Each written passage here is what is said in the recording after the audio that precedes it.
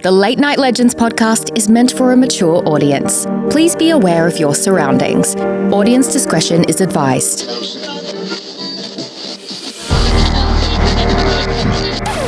Watch out.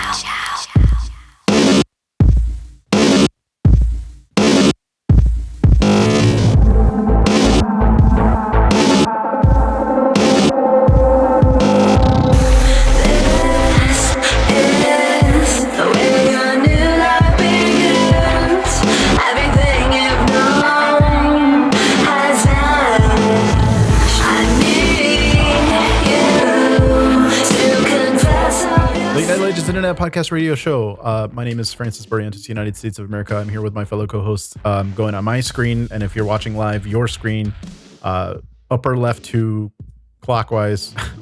So we got Kay, Mr. Colin, Miss Maria, Miss Ashley, and Mr. Charlie tonight, everybody. And boy, am I excited for tonight. We've got a wonderful topic that Kay's going to present. We've got a wonderful cat. It might be Shadow. I'm not sure. It is. You were right. Yes. Nice. 10 points for getting the pet's name right. Before we get into our topic, I just want to say that we've got a lot of exciting topics coming up next week, the week after. I think, Charlie, you're next week. Do you want to talk about your topic? Oh, no, Ashley's next week. And then Charlie. Talk about yours after. Ashley, go first. Sorry. I'm going to be talking about the origins of Valentine's Day for all you lovebirds out there. Sweet. I'm talking about the Providence Academy in Vancouver, Washington. Creepy old building. And I'm going to try and go there. And like I said before, previously in another episode, have an eyewitness who spent the night there. So, it should be interesting. Wonderful. Let us know how it goes if you can. Really quick, we officially launched our merch store. If you'd like to buy some Late Night Legends merchandise, you can do so one of two ways. You can go to our website, which is just latenightlegends.boo, or if you'd like, you can go to merch.latenightlegends.boo. Both ways, it'll take you to the merch store. If you go to the regular website, you'll have to click it up in the menu. And then here on YouTube, there should be a little store tab that you can go to if you want to buy a t-shirt. It'd be really awesome. No pressure, though. What else we got going on? If you like what we do and you want to hear and see some more spooky stuff, you like our content, go ahead and like, share, subscribe, share with your mom, share with that guy on the bus that you make awkward eye contact with, and let them know that the way to your heart this Valentine's Day is to listen to the show and then reference the show. The only way to court you. That's how you win. Let them know. With that said, if anybody doesn't have anything else, I'd like to pass it off to our team lead, Kay. I have one more thing, Frank. Oh, by all means. So, I don't know if you remember the exact date. It is escaping my mind at this time, but we have Ghost and Gossip Part 3 coming March 16th. up. Part 16. Frank, was that in March? March 16th. Thank you. Not March 16th. It's March 16th. Yeah. March 16th. Thank you, Frank.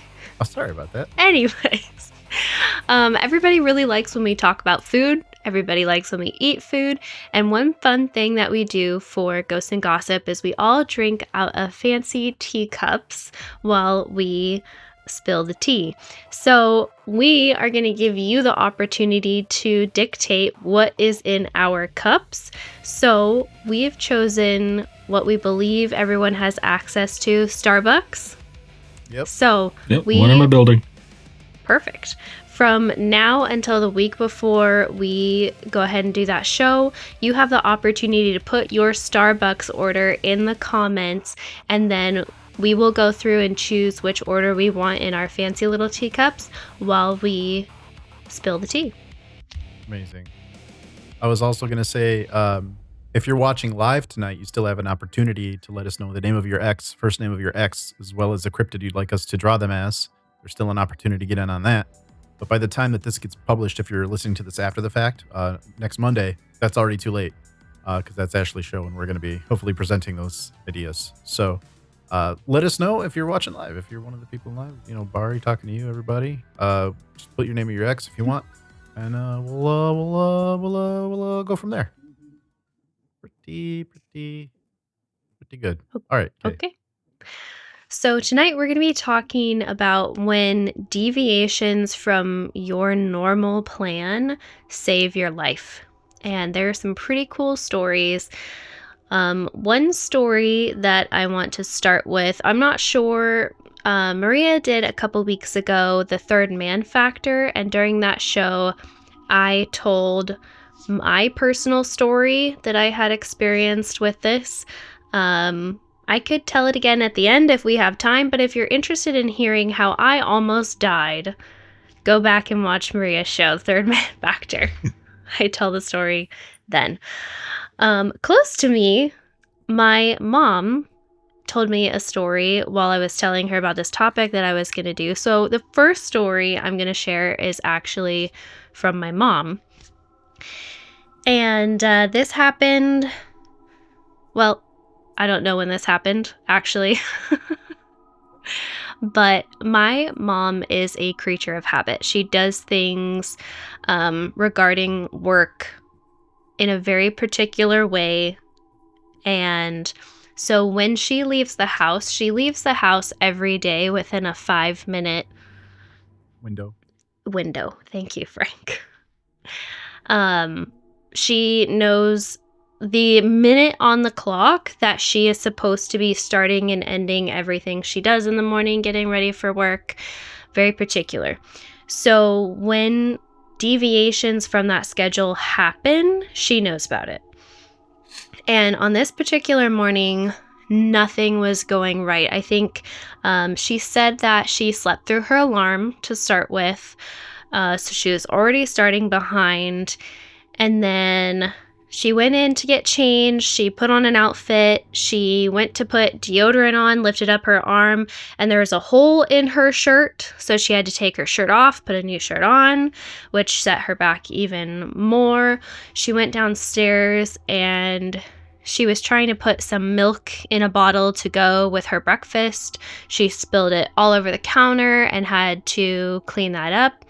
And then cherry on top is she always puts her purse in the exact same spot. Always. And she went to grab her purse and it was not where it was supposed to be. So all of this, I mean, it's bad luck and then completely uncharacteristic of her. And she said she actually stopped that morning in the kitchen and like threw her hands up and was like, "What is going on? What is happening this morning?" And she was so frustrated because she knew she was going to be late to work.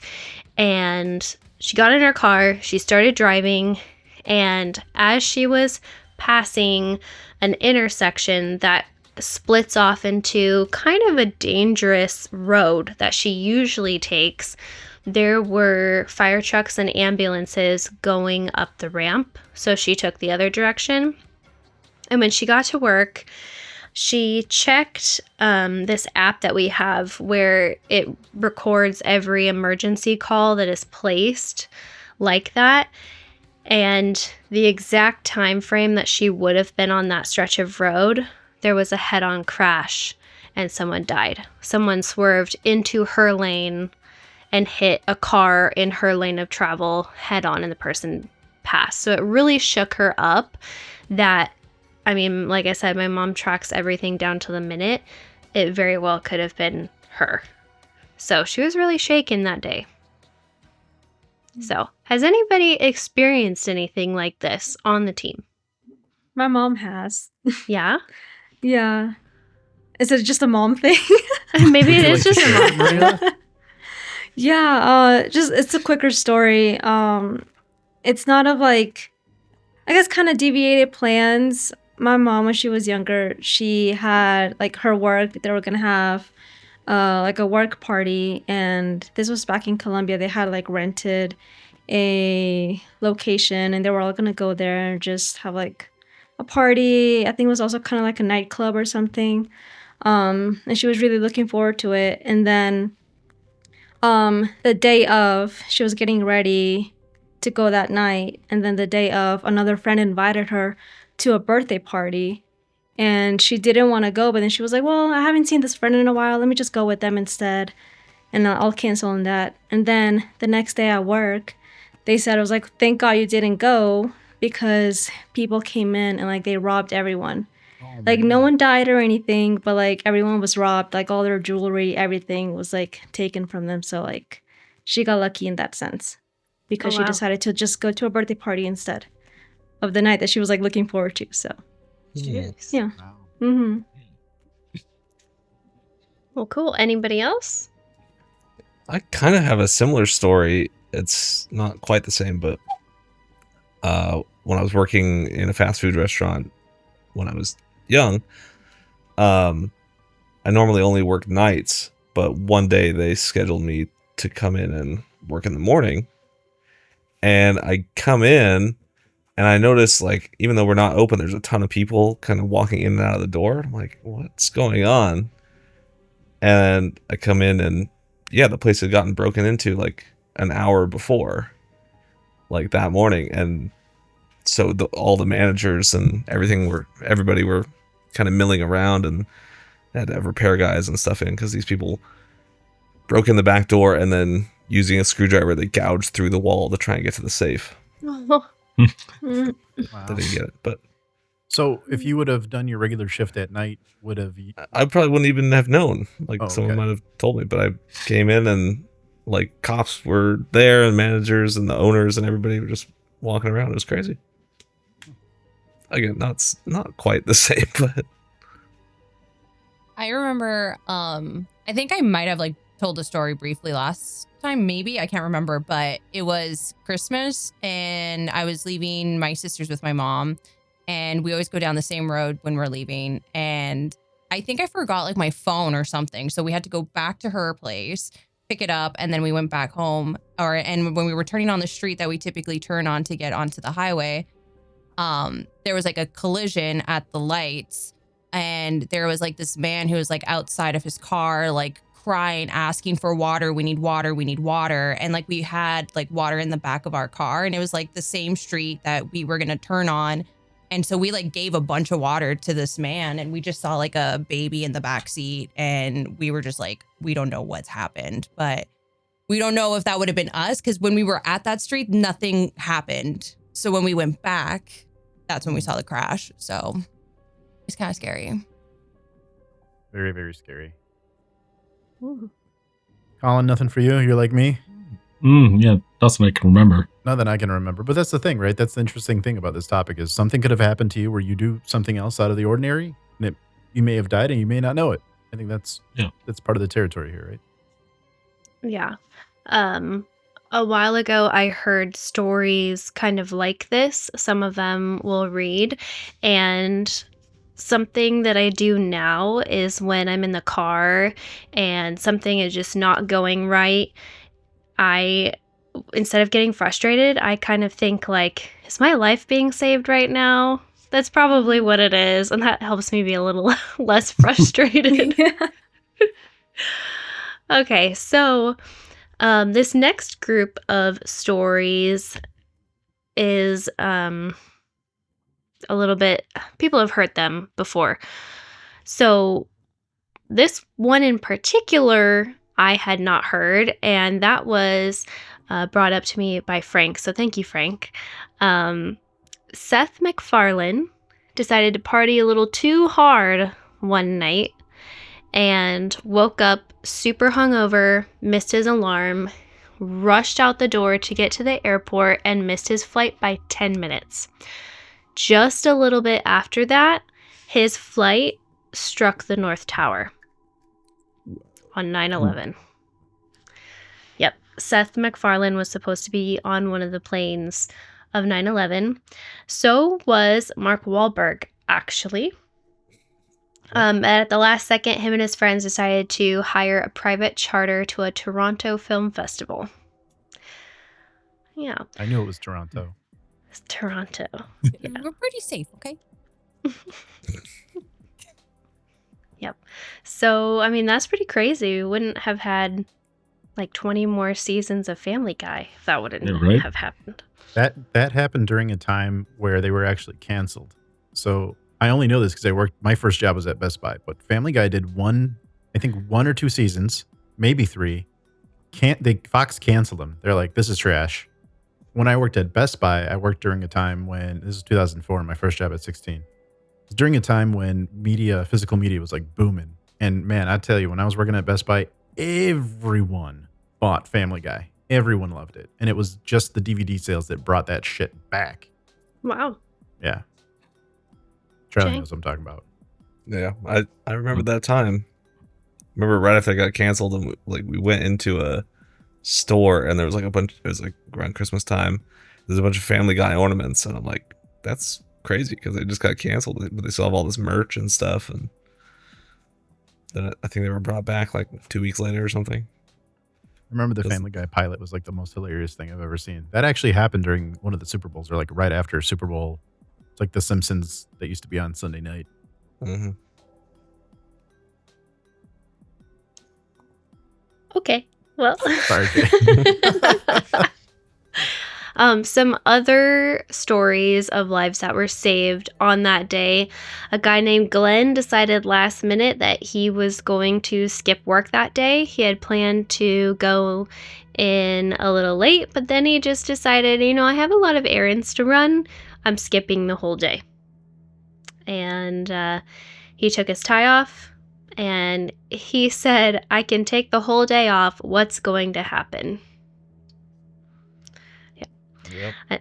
Another woman, Holly Winter, had scheduled a breakfast in the office of a friend pretty high up in one of the towers. I think it was a 60-something floor. And ended up calling her mom, who lived in upstate New York, to let her know. Her mom called her and said, I'm coming into town. And she said, Mom, no, I've got this breakfast. You can't come down. You can come down later. And the mom was like, no, I have to come now. Don't go to that breakfast. I just have a feeling. And this lady was really upset because her mom's retired. She's like, I've set up this breakfast. She's retired. She can come down whenever she wants. But her mom was insistent that she not go and go with her mom instead. And it saved her life. The mom just had a feeling. Didn't know why. Another lady, Brenda Christensen, every single year she was in New York City during that time for work. And her first appointment was always to meet in the Twin Towers with a Wall Street Journal reporter for breakfast at 10 a.m. sharp. And she says, however, the one year I decided to go on vacation instead was 2001. Crystal Brown Tatum, this one I feel is a little bit more of a stretch, but she was engaged to be married and planned to relocate to New York City in June. And she had a job offer from Morgan Stanley Dean Witter working in Twin Tower 2.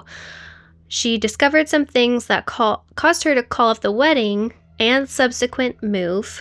So she says she would have been working in the World Trade Center on that Tuesday. And she said going through a broken engagement was painful, but it was a twist of fate that possibly saved my life. Wild. Yeah. There's a man named George Keith who was driving his brand new BMW through Central Park the day before 9/11 when the vehicle shifted into first gear unexpectedly. He went ahead and called a mechanic and scheduled an appointment for the next morning at 7 a.m. But when he got there, the mechanics refused to start work until 8. So he stayed until 8. It was a quick 3-minute fix, and he was on his way to work when his office tower was struck. And he was trying to get the mechanics to work on his car, and they refused. I hope he still goes back to those mechanics. Yeah, it's a good mechanic. Yeah. Greer Epstein was an executive director at Morgan Stanley in the second tower. She arrived that morning at 7:30 a.m., checked my email, met with some staff members, and had visited the cafeteria on the 43rd floor for my morning coffee and bagel. At 8:40, I received a call from a coworker who suggested we prep for a later meeting over a cigarette. She grabbed her cigarette case, headed to the elevator, and on her way down, the elevator shook really hard, and she made a note when she got out to turn around and look at the elevator to make sure she didn't get in the same one on the way going back up, because she didn't want to be in a faulty elevator.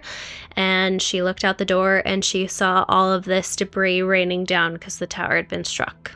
So going out for a cigarette break actually saved her life. That's not the only cigarette break. There's another story that I heard. It was a man that went out for a cigarette break and saved his life too because of the cigarette break.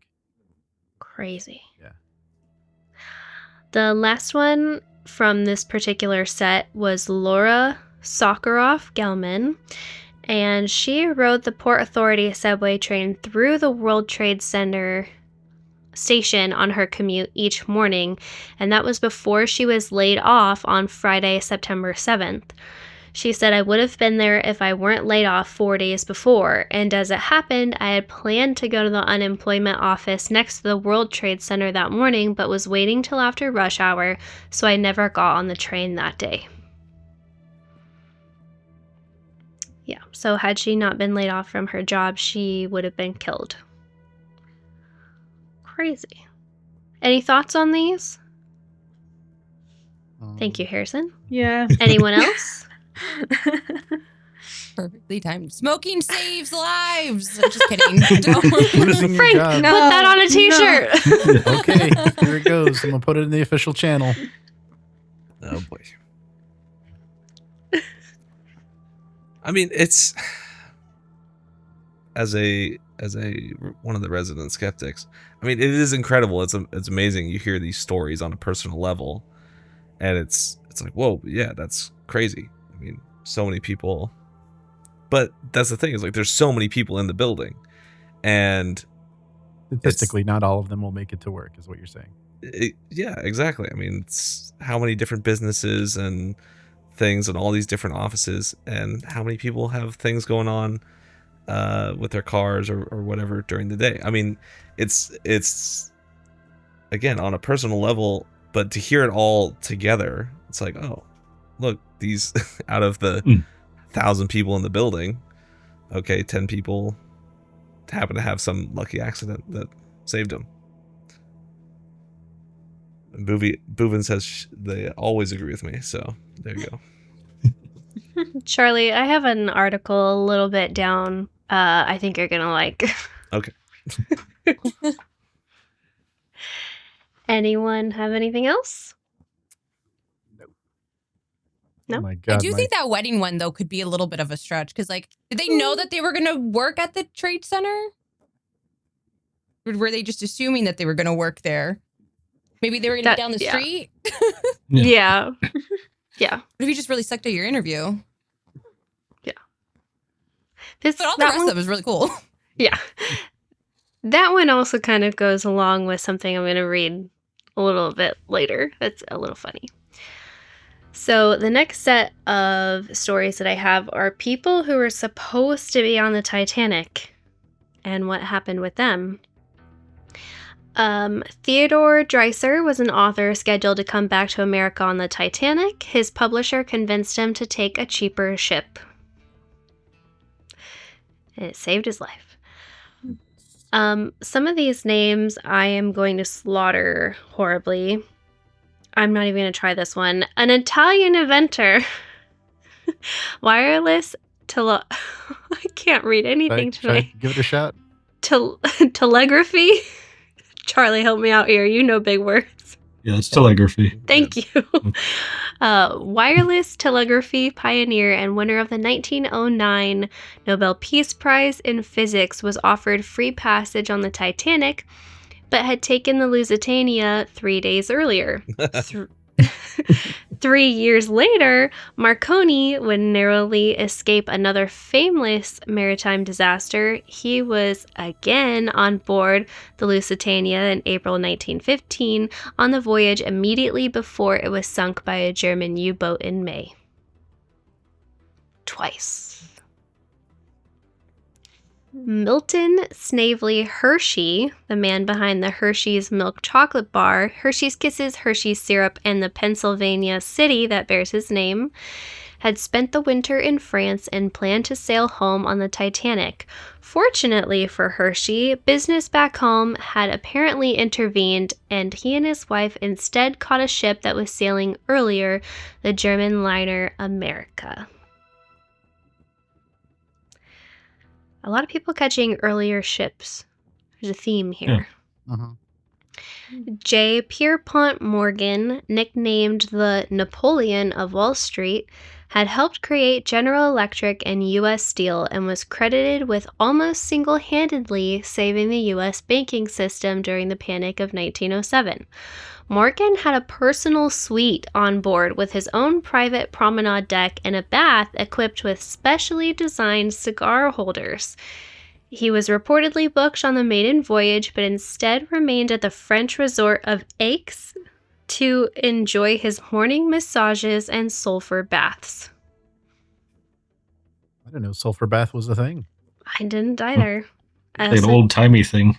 Yeah. I did not know you could have specially designed cigar holders built into your bathtub. JP Morgan had some kind of weird nose condition, so maybe he was trying to treat that. I don't know. Don't think the cigars were helping, but Maybe he couldn't even smell it. Oh. Smoking saves lives. yeah, Oh, exactly. Please put in the comments whether you'd like an Ashley branded t-shirt that says smoking saves lives. No, it's okay. It's okay. Yeah, he had rhinophyma, Oh. a severe advanced form of rosacea that causes nose to become bulbous, red, and deformed. Mm. Fun facts. Fun facts with Charlie. In our next episode of Skin Conditions. That's Maria and I's Yeah. spin-off show. Henry Clay Frick, Pittsburgh steel baron, was a business associate of fellow non-passenger J.P. Morgan. He canceled his passage on the Titanic when his wife sprained her ankle and had to be hospitalized in Italy. Seems a little excessive. A hospitalization for a sprained ankle? She just wanted a longer vacation. Yeah. Yeah. Hey, I don't That's think it. I can travel. You better stay here. And I can't Yeah. get a weight on my foot. Ow. Gonna have to stay in Italy. I'm so sorry. Such a travesty. Oops. The last one from this group, Alfred Gwynn Vanderbilt, 34-year-old multi-millionaire sportsman and heir to the Vanderbilt shipping and railroad empire, was returning from a trip to Europe and canceled his passage on the Titanic so late that some early newspaper accounts listed him as being on board. Vanderbilt lived on to become one of the most celebrated casualties of the Lusitania sinking 3 years later. Wait, so he didn't sink on the Titanic, he sank on another ship? Yep. Correct. Maybe that really was his fate. His Yeah. fate was Yeah. to die It's by like you ship. thought Yeah. you could It's like a final destination. Yeah. Final That Destination's is literal origins. Final Destination. There's actually a conspiracy theory out there that many of these people were supposed to be on the ship. It's a conspiracy that the Titanic the sinking was to kill a lot of these like 1%ers. And a lot of them got a off lot the of them ship. are like, Ritzy. world leaders and There's a lot of conspiracies, but that is definitely one of them. One of the people who was against the formation of the Fed, which is by most people's modern standards kind of an evil thing, depending on your perspective. One of the people who didn't want the Fed was also killed. And he was, I think that person, whose name I cannot recall, that person was like one of the deciding votes, if I'm remembering this correctly. And so one of the conspiracies is they stuck him on the Titanic and then he died on there so they could push the creation of the Fed through. So yeah, maybe all these convenient injuries or laziness was because they got told or tipped that like, hey, maybe you shouldn't go there because something's a brewing. That's what I thought. And like a little anonymous tip off. Yeah. Stay in Italy. Or like Yeah. somebody knew and then just casually threw an acorn underneath their ankle, step on it. It was an acorn. I sprained my ankle. I fell on an acorn. Actually, it was a pine cone. Sorry, it was a pine cone. Oh. Same thing. Really. No. Do you think anybody's ever actually slipped in a banana peel and hurt themselves, like for reals? I have. Oh, really? Yeah. I should have fucking known. Why did I even ask? My brother and I were doing it to see if you could do it. So, I mean, it was an Can't intentional hurt ourselves injury. if we try. Yeah. I somehow knew it was going to be an experiment. Yeah. Well, we were bored at work, and yeah, these things happen. You did it at work? I also really Yeah. like when Colin tells a story about some really poor judgment. It's like his brother's always in the story. My brother's in all. I don't know why we come up with the worst ideas together, and then just run with them. So Convenient for work. A workplace injury. Yeah. Oh. yeah, exactly. Somebody left their lunch on the ground, and Let's review the cameras. Okay, so this newspaper clipping, I think you guys will enjoy, and cut me a little slack. It's kind of difficult to read, but I'm going to do my best. So this is an article called The Just Missed It Club that was formed with 6,904 members. It's certain that 2 boats the size of the Titanic could not carry the crowds that just missed taking the lost ship. To date, 3,478 Americans, 2,950 Britons, and 476 scattered, all more or less prominent, have entered the Just Missed It Club. It appears that 4,965 of these had engaged passage but canceled their reservations before the Titanic sailed. Of this number, 590 had premonitions of disaster. The rest were in Paris and couldn't break away. Of the balance, 732 are glad they were not abroad at the time, as they surely would have come home on the Titanic.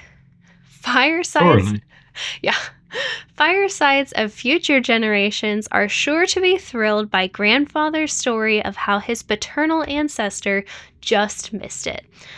Percival Slathersome, the artist whose pictures are hung in the Ferris Saloon, voiced the opinion of the membership of the Just Missed It Club when he said, "I count it lucky that I didn't have the price to go abroad this year. If all of us who just missed it had gone aboard the Titanic, she would have sunk at the Liverpool deck from the overload." yeah. Are we just going to gloss over the fact that guy has a name from Harry Potter? Yep. I guess we are. Slathersome? Are you talking about Slughorn? No, it just sounds like He was something saying similar to it's that. Harry Potter-esque. Oh. Yeah. Percival Slathersome. Yeah. Scrimgeour. So I thought that article was pretty funny. That the Just Missed It Club had a lot of members. Put in the comments what club you belong to. We'd love to hear. Sorry, I couldn't resist. Yeah, I was actually, I could have sunk in the Titanic as well if I was alive. I just missed it. Just so missed it. mean.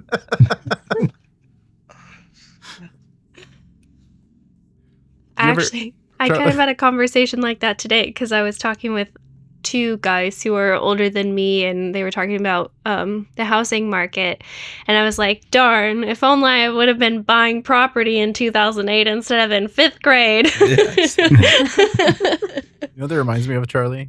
Did you ever see that video? There's like a viral video where there's like an Italian person on a news show, and he's showing the news anchors how to make pasta. It's like an Italian pasta. And then there's like one of the news anchors tries it, and she's like, "Oh, that's kind of like a carbonara, or that's kind of like a whatever we have." Yeah. And then the guy's like, "Well, if your grandmother had wheels, maybe she'd be a bike." That's lovely. A fork. Do you know, Tell me. if it had like ham in it,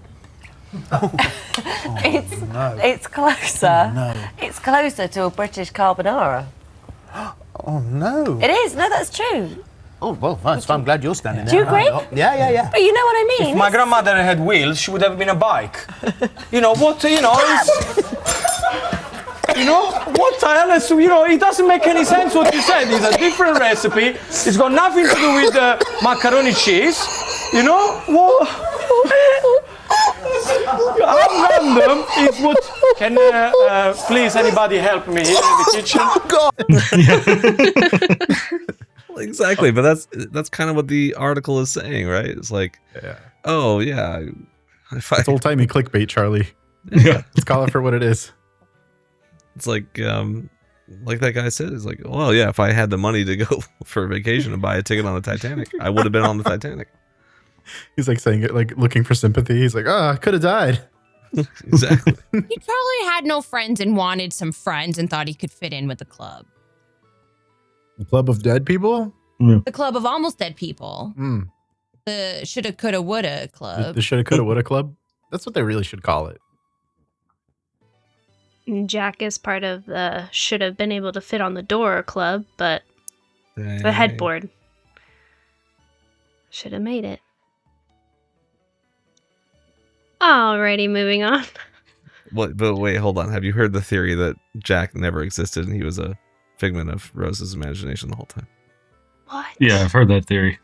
Because like he mentions a place that is a lake, but at the time it wasn't a lake because it wasn't dammed up for 2 years, and then he just like, he just never existed. She just came up with the story on her own. Is that why he wasn't on the door? Yeah, exactly. They totally could have both fit. Yeah. Just in the washed comments, away. how you feel about that ending of the Titanic that we've just spoiled for you without a spoiler alert? Let us know. Yeah, 20 years on. Been Sorry. 84 years. Actually, it's been 114 years? No, it was 1912. Excuse me, guys. I'd like to correct both of 114 you. years. I'd like to remind you that in Ghostbusters 2, the Titanic did finally make port in New York. Okay, better late Good than point. never. Yeah. Right. Cheech Marin was there at the port to welcome it. Jack was on the ship like, bros? Ghost Jack. Okay. So now we just have some general stories. These ones are from Ask Reddit. What was a last minute decision that saved your life? Deadest Lift said being in Paris in January 2015, getting moderately sick with gastro and deciding to cut short the trip while I was barely up to the long flight home. Turns out I left only hours before the Charlie Hebdo terrorist attack. Oh, that one. The sweet Charlie. Mr. CW64 was on an overnight bus traveling through God knows where in deepest, darkest Peru to some remote village. Dirt roads, no lighting. We've been at it for a while now, and the bus stops due to some traffic blocking the road ahead. I take the opportunity to get off, stretch my legs, and have a quick smoke. The only illumination is coming from the bus's headlights, but I walk back down the road a bit and cross to the other side. I stop walking for no apparent reason, and in cool night air, complete darkness, decide to get my mobile out and turn the light on to have a look around. I shine the light down to see that I stopped perfectly right on the edge of a good 100-foot drop to the meandering river below me. Thought that was pretty cool, walked back to the bus and had a few more puffs before getting back on. Oh, that's pretty cool. Smoking saves lives. Yeah. Oh my God. There's a recurring Third theme story. here. Hold on.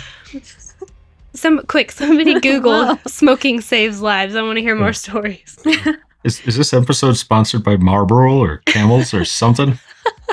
Sponsored by Camel. Do camels exist? What? I don't know.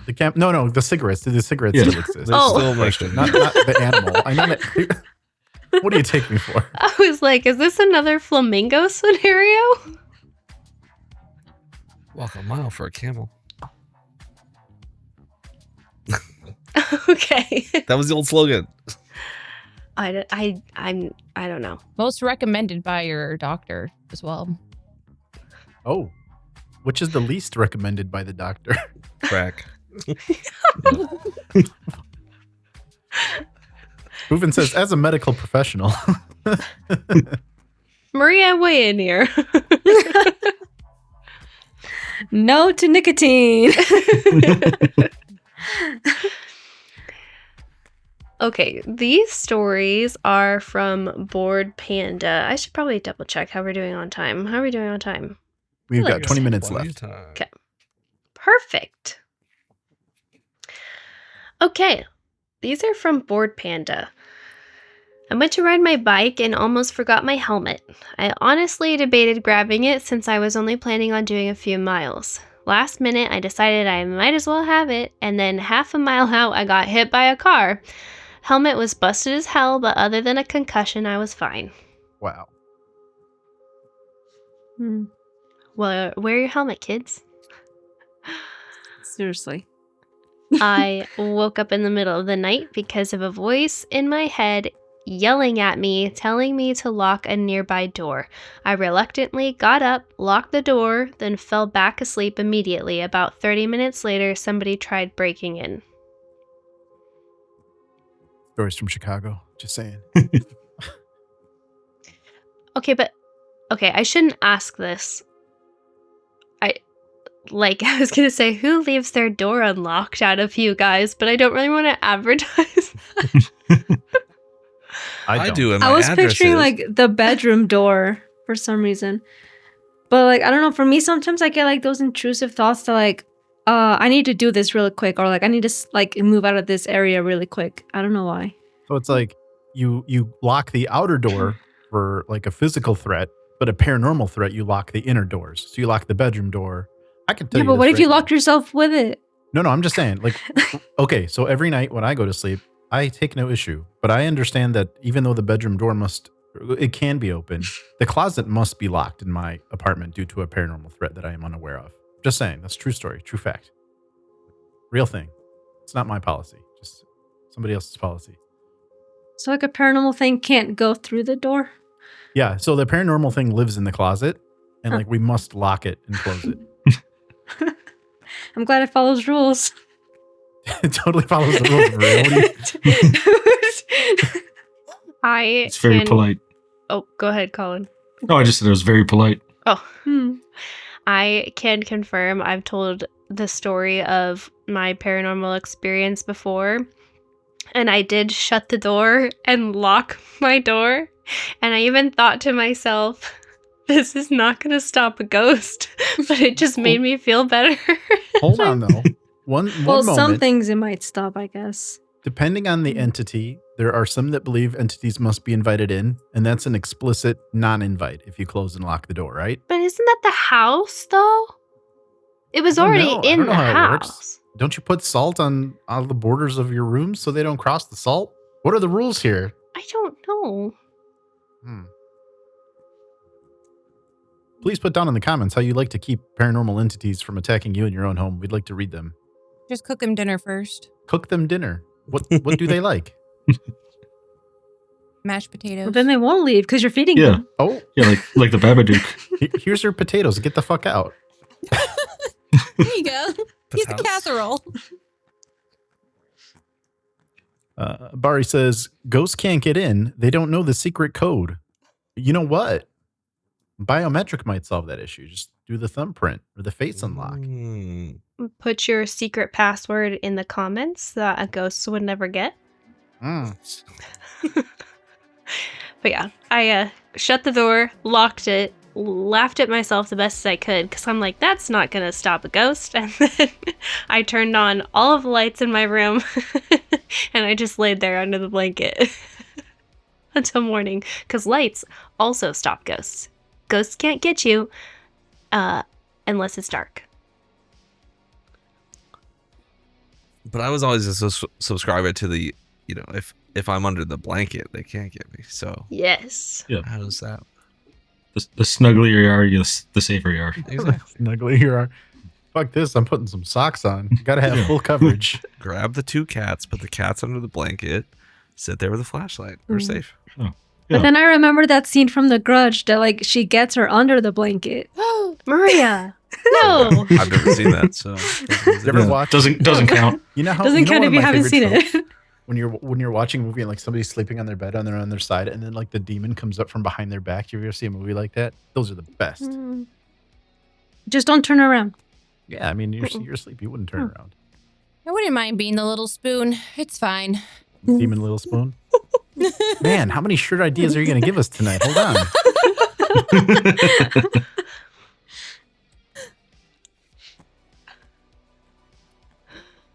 Okay.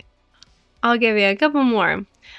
My friend and I were chilling at a skate park. There was a basketball hoop made out of stone. I was sitting right underneath that hoop. Suddenly, I got the urge to stand up. Seconds later, this massive thing came crashing down where I sat seconds before. I didn't comprehend it in that moment, but I often think about it from time to time, and a shiver goes down my spine. My friend was scared as heck. It's fuck. She just didn't want to say it. Yeah. You know what's really? Let me tell you a story about Kay really quick, everybody. When Kay first joined this show, she never swore, never said anything bad, and I thought she was incapable of doing so. And I made light of it once, and she's like, "Oh no, Frank, I can totally swear. I swear all the time." And then for a while, she did more openly swear, but now it was a perfect opportunity to do so. In fact, if she would have sworn, it would not even have been her. It would have been this person's story. Very reminiscent of when Maria read the story about motherfucking Santa Claus. And now we've gone full circle. Now Kay is not swearing. Okay, well, first of all, as I'll say for the 20th time, my mother listens to this show. Oh. Second, I like to sprinkle it in tastefully because I think that if you use it all the time, it loses all of its power. So That's where I'm at. I like to save it because then I use it when it really counts. For example, fuck you, strong letter to follow. It just hits so much harder when you save it. Oh my God. We need to do a strong letter to follow shirt. I just thought of it. Sorry. I want to put that in here too. Not the fuck you part though. Well, you Definitely just kind the of fuck you part. bleep it out a little bit. We'll put it in lead speak or something. It'll work. Yeah. Driving 80 miles per hour on a lonely interstate in the middle of the night, decided to change lanes for no reason, and ended up missing a crumpled car in the middle of the lane I just left. It looked like a professionally crushed car that had fallen off of a truck. No light lenses or reflectors. Crazy. Still thinking about that basketball hoop made out of stone. Who the fuck makes a basketball Yeah, hoop what made does out that of look stone? Yeah. like? Well, it's a skate park. I mean, they're already pouring yards of concrete. Why not just make a hoop while you're there? Because Yeah, it's but literally the worst idea ever. By where my grandma lived, they had concrete basketball hoops Why? in the park. Yep. It's just unsafe for Was this it a very prison? reason. No, was your that grandma was in prison? no. It was a Catholic school. Oh, That makes way more sense. Yeah. I'm Catholics, I'll tell you. but I mean, if you keep throwing basketballs at it, like it's gonna break eventually. So Yeah. You're Listen testing to the the fate medical of professional God. here, guys. yeah, I want to make a Maria shirt. Medical professional. yeah. As a medical professional, the physics of a hoop made of concrete.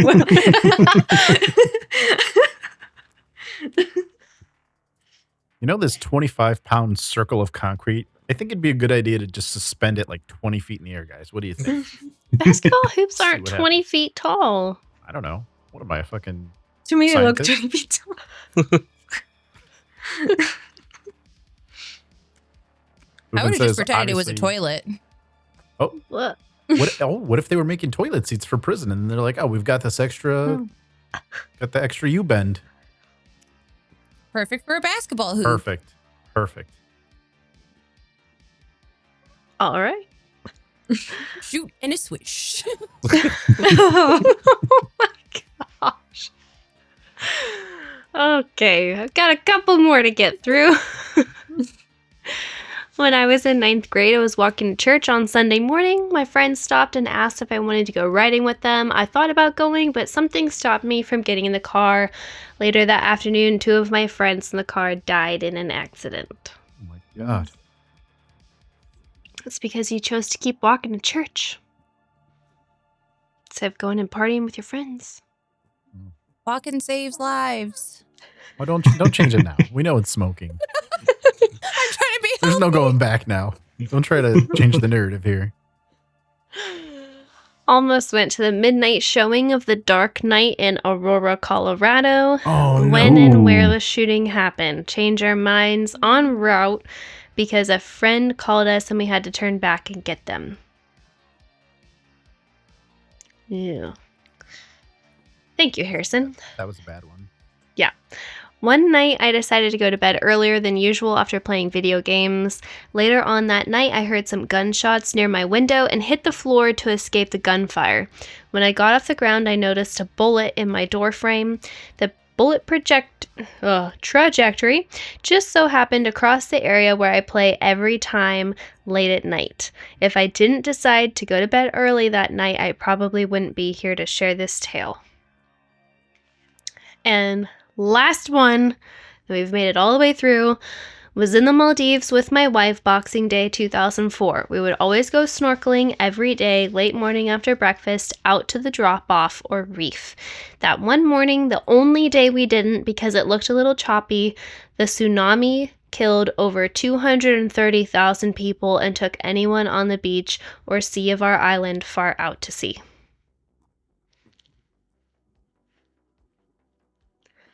Thoughts? I just accidentally hit something on my keyboard instead of created a clip of whatever we were just talking about, or maybe somebody else did that. I don't know what happened there. Cool. Yeah. Free clip. Free clip. Colin. Sorry, guys. Hey, chat. Don't forget you can create clips of us, and that'd be fun. Ooh. Thanks. We are on Twitch. Hey, don't forget to like and subscribe. You don't just click on the bell notification though. You got to smash it. I understand. There's no clicking. Right. You smash it. Boil him, mash him, stick him in a stew. Boil him, mash him, stick him in a stew.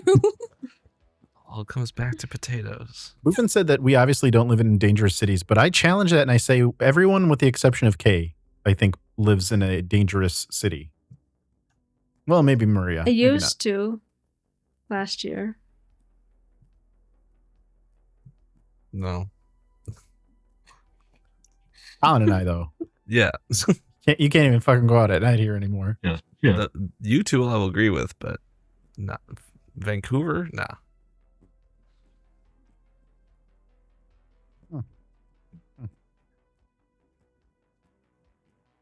I'm close to Portland. Yeah, I think metro area. You got to round up.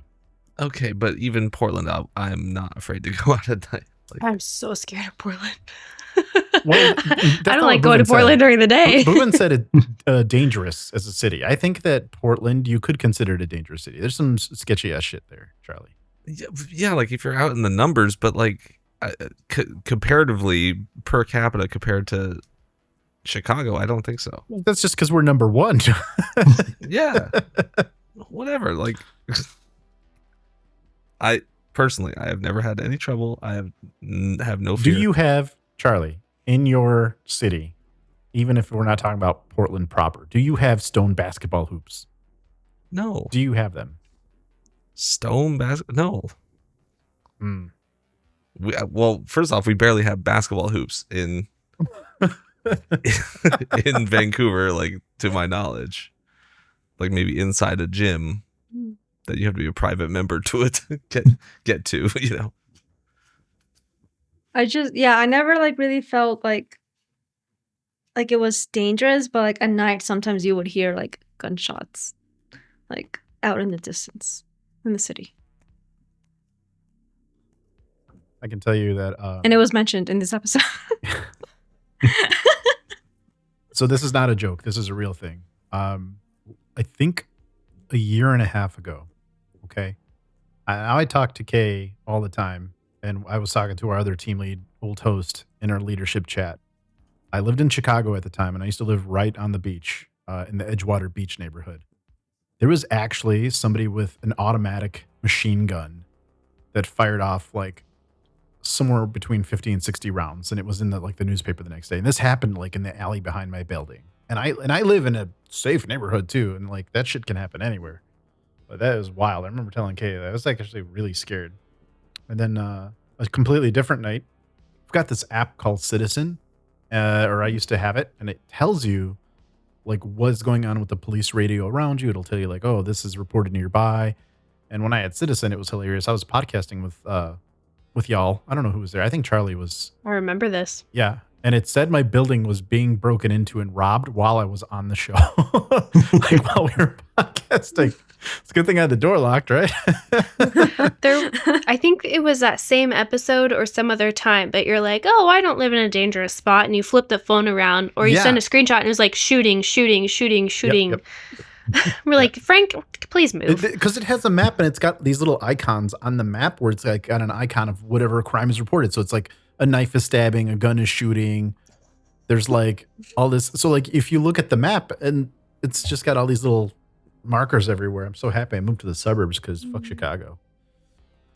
I really got to stop swearing, guys. Sorry. I just realized I swear so much. You pointed that out earlier. Now I feel weird. I'm going to give up swearing for Lent. You're like, you know what? It does hit so much harder. It does. My F-bombs are weak. Bless you, Ashley. Thank you. Just imagine Ashley's got this big red button on her desk that she hits to unmute herself. And she's like, thank you. Smash that like button. You know, I was literally sitting here listening to y'all talk, but then after I zoned out because I was thinking about a moment, that was like, I don't know how to like talk about it without totally talking about it, but there is a situation where my mom avoided going out for a smoke, and there was a van attack. I don't know if you've ever heard about it, but there was a guy who drove a van down the street in a busy intersection and like ran over a bunch of people and killed a bunch of people in Toronto. And he ended up being arrested, but it was around where she was, and she decided not to go for a cigarette break, or else she would have. Or else she would have been involved in that. I'm glad she didn't go. It's wonderful. Does she acknowledge it that like that saved her life too? Not about the smoking thing, but it's just more about like the I can't believe this happened and like that could have been me, and then always talks about it. So he's like that guy. If I could afford a vacation. Yeah, it's scary. Alrighty. Kay, you feel good about moving into some final thoughts? I do. Part of final thoughts, I'd kind of like to hear whether or not, especially the ones where people like heard a voice in their head, if you think there's anything, I'm not saying paranormal, but I don't know, anything funky about that, or do you think it's just coincidence? I feel like a little bit could be just a coincidence, but I do think that there is definitely something maybe in the back of your mind, or like some sort of guardian angel, because I do believe that there is a guardian angel out there that kind of has this little thing that makes those things happen to you, where you're just like, why is this all happening today? Like you said about your mom earlier in her story, where it's like these things never happen, so why now? And yeah, I always think that there is like a chance.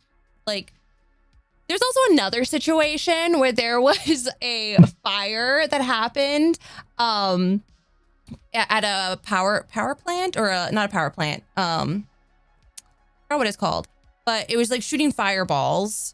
And my mom, once again, I'm pretty sure she's got a lot of weird experiences, where she woke up in the middle of the night because she had a dream, And she looked out her window and there was just fireballs shooting across the sky because one of the there was an explosion like down the street. And yeah, so it was just kind of like wild, or she was like, oh, this happened. So I think that, yeah, there's like a little voice in your head or a dream or something that will tell you to kind of give you that warning to like get the F out. Don't go there. Yeah, Don't do I that. definitely. I'm done. Go ahead, Maria. That's how you know she's done. You just look for her hand hits the desk. Maria, were you gonna have your final thought? I wasn't sure. Yeah, I agree with Ashley. Like, I think that, like, whenever you do have like that gut feeling, like, most of the time, definitely go with it, because you never know. It could be, yeah, either your subconscious telling you something, or like, I also do believe, like, we could have like guardian angels like looking out for us in certain situations. And yeah, all of this like reminded me of a story like I heard on YouTube as well. Like, someone tells it way better, but it was like a story, like there was like a car crash or like a bus crash into like a truck of something, and then it started smoking, and so they were trying to get out of the bus, and the guy decided that he was gonna jump as far as he could because he thought that there was like a fire underneath him. So he jumped really far, and then everyone started like getting out and just like hopping out, and then they all started like screaming and yelling and everything. He ended up being the only survivor, because when like ambulance and I guess everyone like came to like help them, this happened at night, they realized that like the truck or thing that they had crashed into was holding a bunch of like chemicals or something, and it reacted with like the crash. Wow. And it just started like like dissolving everyone that like jumped into it. So like he made it because he just decided to jump as far as he could. So yeah, it's just a lot of those situations, just like, listen to your gut instinct. It could be like the only things like saving your life. So it's pretty interesting. I like hearing these stories. Although, I mean, if it was like years ago, I could have also been on the Titanic. So who knows? If Maria had wheels, she'd be a bike. Yeah. Colin, what do you got for us? I agree with Maria. I think there's something in your subconscious that, maybe it's something more like from the more animal part of your brain that can formulate things that your conscious mind isn't really aware of. And, tell you to jump, or Harrison's like, animal, you say? Yeah. In the more Harrison part of your brain. Oh my God, look at Harrison's bigger than Kay. She's chunky. Dude, put in the comments if you agree that Harrison is an absolute unit. Harrison does not appreciate. I mean that saying. in a good way. From one chunky boy to the other, Harrison. Love you, buddy. He's purring. Kitty ASMR. Sounds Continue, like Colin. struggling a little. I'm distracted now, but no, I think there's just something that might be at work in your, the subconscious levels of your brain that tells you, hey, jump further. Or I saw this on TV, and you need to avoid this or something like that. Just that you're not conscious of, but it's still applied in your decision making. Yeah, I think, yeah, I can believe that it's your subconscious telling you something. Your brain is always looking for patterns and analyzing things, and if something's not right that you don't, consciously notice, you might be feeling off, and that can be a voice in your head. And likewise, your brain's looking for patterns or wants an explanation or something like that, and it's usually easy. You can say it's like, oh, it was fate, or it was that weird voice, or it was a guardian angel, or whatever it is. It's hard for humans to conceive of the fact that every person is going about their own separate life, and every person you don't know, every person you meet going about their own separate life, and there's 1,000 or 1,000,000 different random occurrences that happen every day. So it's the Boobin, thank you, my number one fan. Yeah, it's just making a blush moving. Seriously, never leave again. I'll watch my episode in 2 weeks. You'll love it. Nice. Yeah. Anyway, Trying to get me jealous over here. it is the tapestry of life. It is the essential interconnectedness of all things. It's all the blanket.